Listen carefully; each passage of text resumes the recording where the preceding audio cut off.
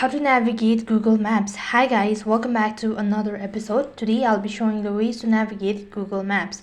In order to navigate the Google Map, all you have to do is make sure your device is connected to an internet service, and then to begin with, open up your Google Maps. Once you open up a Google Map, the map feature or the interface is going to look something like this.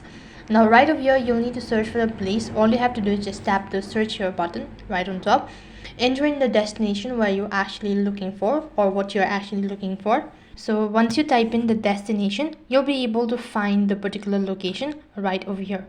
Now in order to begin with the direction, you can go ahead and tap the direction button, and from here you need to go ahead and enter in the current location where you actually are. So type in the location.